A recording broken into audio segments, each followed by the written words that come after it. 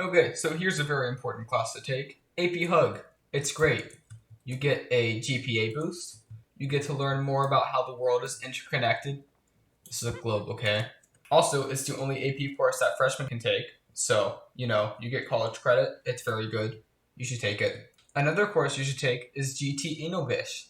Now, GT English is run by this teacher. This is Miss Hodge after a good night's rest. Pretty normal looking. And this is her cluttered and disorganized classroom. Pretty organized if you ask me. This is for GT kids. You learn in different ways than others, and it's much easier than honors. And of course, Miss Hodge is a great tyrant.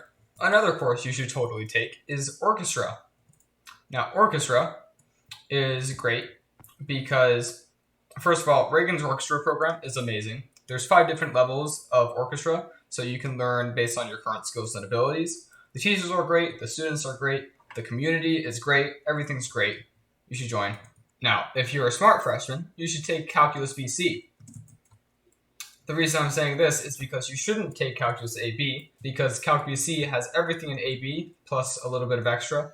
So it gives you 2 college credits instead of just 1. You also get a GPA multiplier because it's an AP course, and yeah. Now, here's what you should eat. Nothing. Everything in the cafeteria is pretty bad. I mean, it's America. The school food is just bad. That's just how America is. Now, if you're looking for good tasting options, there are a few options. For example, sweet Asian chicken. That's good about half the time. The noodle stuff with the spring rolls and whatever. I don't know what that's called, but that's really good.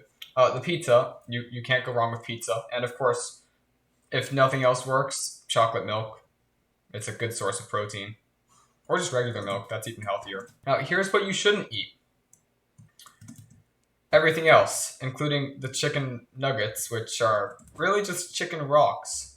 They're just stale, disgusting blobs of black. Here's what you should have in your survivor satchel. Number 1 thing is a pencil. A pencil is about the most massively useful thing an incoming high schooler can have.